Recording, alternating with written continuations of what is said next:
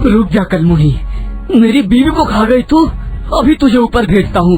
ये बोलकर राजीव एक चाकू निकालता है और मालती की तरफ बढ़ने लगता है। मालती डर के मारे चिल्लाती है, बचाओ बचाओ मुझे बचाओ, मगर कोई उसे बचाने के लिए नहीं आता। क्या आज राजीव उसे मार ही डालेगा? आखिर क्यों राजीव मालती को मारना चाहता है? इसमें दोष किसका है? ये जानने के लिए हमें थोड़ा पीछे जाना पड़ेगा। मालती गांव की एक भोली भाली लड़की है। उसका परिवार गरीब है, इसलिए मालती मुर्गी पालती है। उसके पास अभी 10 मुर्गियां हैं। वो दिन भर मुर्गियों का ख्याल रखती है, उनको खिलाती है। मुर्गियां अंडे देती हैं और उसे ही बेचकर घर चलता है। उसे मुर्गियों से बहुत लगाव है, इतना कि वो मुर्गियों को बिस्तर पर लेकर ही सोती है। गांव वाले उसके पास अंडा खरीदने के लिए आते हैं। मालती, ए मालती, मुझे 4 अंडा दे जल्दी से। अभी देती हूँ चाची। ये बोलकर मालती मुर्गियों के पास जाती है और देखती है कि मुर्गियों ने कितने अंडे दिए हैं। वो हर एक मुर्गी को एक नाम से पुकारती है। बसंती, ए बसंती, आज कितने अंडे दिए रे तूने? सिर्फ 2। ऐसे कैसे चलेगा रे बसंती? ज्यादा से ज्यादा अंडा देगी तो ज्यादा पैसे मिलेंगे, ज्यादा पैसे मिलेंगे तो हम अमीर हो जाएंगे, है ना?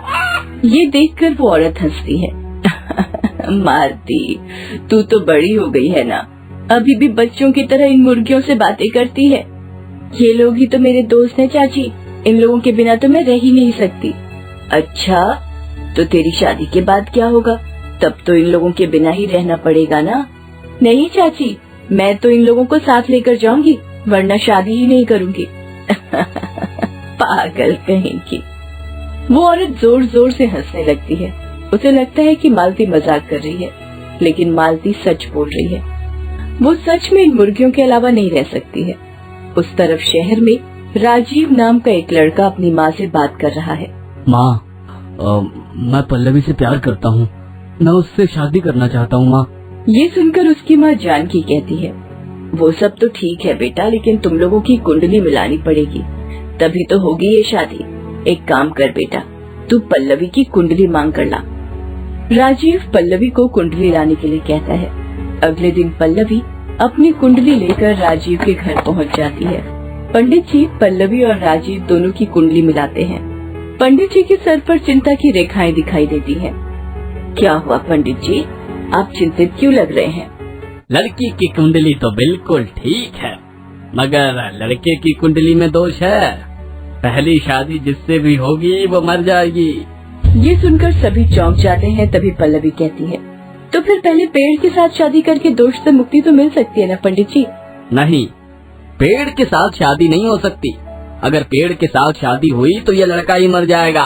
नहीं नहीं, कोई जरूरत नहीं है बेटा, तुझे शादी करने की कोई जरूरत नहीं है।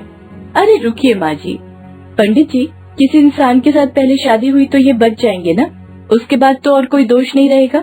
हाँ, तब कोई दोष नहीं रहेगा, केवल जिसके साथ शादी होगी वो मर जाएगी। ठीक है, मेरे पास एक प्लान है। ये बोलकर पल्लवी सबको प्लान बताती है। ये प्लान सबको बहुत पसंद आता है। अरे वाह पल्लवी, तुम तो बहुत समझदार हो। माँ, मेरे लिए गांव में लड़की ढूंढना शुरू कीजिए। अगले दिन जानकी गांव में राजीव के लिए लड़की ढूंढना शुरू कर देती है और उन लोगों को मालती के बारे में पता चलता है। जानकी और राजीव एक दिन मालती को देखने के लिए जाते हैं। तब जानकी राजीव के कान में कहती है, बेटा, अगर शादी हो ही रही है तो क्यों न दहेज भी मांग लिया जाए, वो तो हमारे ही काम आएगा ना। हाँ माँ, ये आपने सही कहा। जानकी दहेज में 5 लाख रुपए मांगती है। मालती के पिता राजी हो जाते हैं। राजीव जानकी से कहता है कि वो इस लड़की के साथ एक ही गाड़ी में नहीं जाना चाहता, इसलिए जानकी मालती के पिता से बात करती है और मालती को ससुराल टांगे पर भेजने की बात होती है। कुछ ही दिन बाद शादी हो जाती है और मालती 10 मुर्गियां लेकर टांगे पर बैठ जाती है। जानकी मालती के हाथ में एक कागज का टुकड़ा देती है और कहती है, ये लो, ये हमारे घर का पता है, शहर पहुंचने के बाद इसे खोलना। ये बोलकर जानकी और राजीव आगे गाड़ी पर निकल जाते हैं और मालती टांगे में चलने लगती है। मुर्गियाँ कभी भी टांगे पर नहीं चढ़ी, इसीलिए वो लोग बहुत डर जाते हैं और चिल्लाने लगते हैं। मालती उन लोगों को शांत करने की कोशिश करती है। चुप हो जाओ तुम लोग, चुप रहो। बसंती, ए बसंती, क्या हो रहा है? ऐसे ही टांगा आगे बढ़ता है। टांगा शहर में प्रवेश करता है। तब मालती जानकी का दिया हुआ कागज का टुकड़ा खोलती है पता देखने के लिए, मगर वो देखती है कि उसमें लिखा हुआ है, बेवकूफ लड़की, तुझे हम यहाँ मारने के लिए लाए हैं। अरे ये क्या, इसमें तो पता नहीं है, इसमें ये सब क्या लिखा हुआ है? तो फिर क्या मेरे साथ धोखा हुआ है? तभी टांगे का ड्राइवर मालती को उतर जाने के लिए कहता है। ए लड़की, मुझे यहीं तक लाने के लिए बोला गया था, उतर जा यहीं पे। मगर मैं कहाँ जाऊंगी, यहाँ तो मैं किसी को जानती भी नहीं हूँ। वो मुझे क्या पता, मुझे यहीं तक लाने के लिए पैसे मिले हैं, मैं और नहीं जा सकता है? ये बोलकर वो ड्राइवर मालती को खींचकर नीचे उतार देता है, साथ में मुर्गियों को भी। उसके बाद वो टांगा लेकर चला जाता है। मालती को बहुत रोना आता है। वो अभी क्या करेगी, कहाँ जाएगी, उसे कुछ नहीं पता। अब मैं क्या करूँ, कहाँ जाऊँ? एक काम करती हूँ, आसपास किसी को पूछकर देखती हूँ। ये बोलकर वो पास की दुकान में जाती है। भैया, क्या आपको पता है कि मेरा ससुराल कहाँ है? क्या तुम्हारा ससुराल? क्या मैं जेब में लेकर घूमता हूँ? गवार कहीं की, शादी के जोड़े में मुर्गियाँ लेकर घूम रही है। जा भाग यहाँ से। ये बोलकर वो दुकानदार मालती को भगा देता है। मालती चली जाती है। ऐसे रास्ते में लोग उसे देखकर हंसते रहते हैं। मालती को बहुत शर्म आने लगती है। वो बस रास्ते के कोने में जाकर बैठ जाती है। हाय राम, ये लोग मुझे कैसे देख रहे हैं? मैं क्या करूँ, कहाँ जाऊँ? मालती रोती रहती है। रोते रोते रात हो जाती है और मालती सो जाती है। सुबह जब उसकी नींद टूटती है तो वो देखती है कि रोज की तरह मुर्गियों ने अंडा दिया है। कुल मिलाकर 25 अंडे हुए हैं। बसंती, तुम लोगों ने अंडा तो दिया है, मगर इन अंडों का मैं क्या करूँ? कच्चा तो नहीं खा सकती। तभी वहाँ पर एक आदमी आता है और कहता है, ए लड़की, मुर्गियों का अंडा बेच रही है क्या? अंडा? हाँ हाँ, बेचूंगी। ठीक है, मुझे 4 अंडे दे। हम अगर एक अंडे का 10 रुपए ही दूंगा, उससे 1 पैसा ज्यादा नहीं दूंगा। एक अंडे के 10 रुपए? मैं तो गांव में सिर्फ 4 रुपए में बेचती थी। मालती 4 अंडे बेच देती है। उससे जो पैसा मिलता है मालती उससे खाना खरीद कर खाती है। ऐसे ही उस दिन सारे अंडे बिक जाते हैं। उसके बाद वाले दिन और भी ज्यादा लोग आते हैं और अंडे खरीदते हैं। ऐसे ही धीरे धीरे मालती के पास बहुत सारे पैसे जमा हो जाते हैं।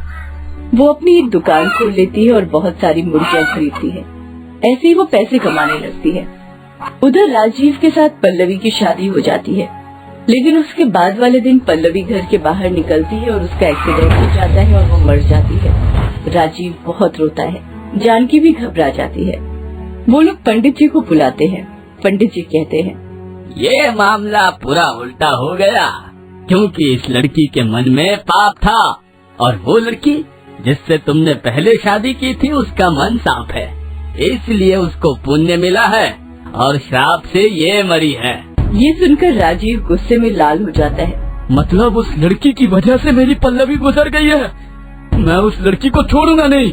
ये बोलकर राजीव एक चाकू लेकर निकल जाता है। जानकी भी उसके साथ जाती है। पूरा शहर छान मारने के बाद वो दोनों मालती को ढूंढ लेते हैं। वो दोनों मालती के पास जाते हैं। ये क्या, आप लोग आज अचानक यहाँ? वाह, बड़ा दुकान बना लिया है तूने तो। रुक जा कलमुही, मेरी बीवी को खा गई तू, अभी तुझे ऊपर भेजता हूँ। ये बोलकर राजीव एक चाकू निकालता है और मालती की तरफ बढ़ने लगता है। मालती डर के मारे चिल्लाती है, बचाओ बचाओ, मुझे बचाओ। मगर कोई उसे बचाने के लिए आगे नहीं आता। मगर तभी सारी मुर्गियाँ राजीव और जानकी के ऊपर छलांग लगाती है और दोनों को नाखून से घायल करने लगती है। अपने नुकीले होठों से दोनों की आंखों में वार करते हैं। वो लोग बचने के लिए चिल्लाने लगते हैं। तभी वहाँ पर पुलिस आ जाती है और मालती से सब कुछ सुनकर दोनों को गिरफ्तार कर लेती है। दोनों अंधे हो जाते हैं। मालती को इंसाफ मिल जाता है। इसके बाद मालती अंडे बेचकर बहुत पैसे कमा लेती है और गांव लौटकर अपने माँ बाप का कर्जा चुका देती है और अपने माँ बाप को लेकर शहर चली आती है। ऐसे ही वो खुशी खुशी जीवन बिता देती है। दोस्तों, आप हमारे चैनल को जरूर सब्सक्राइब करें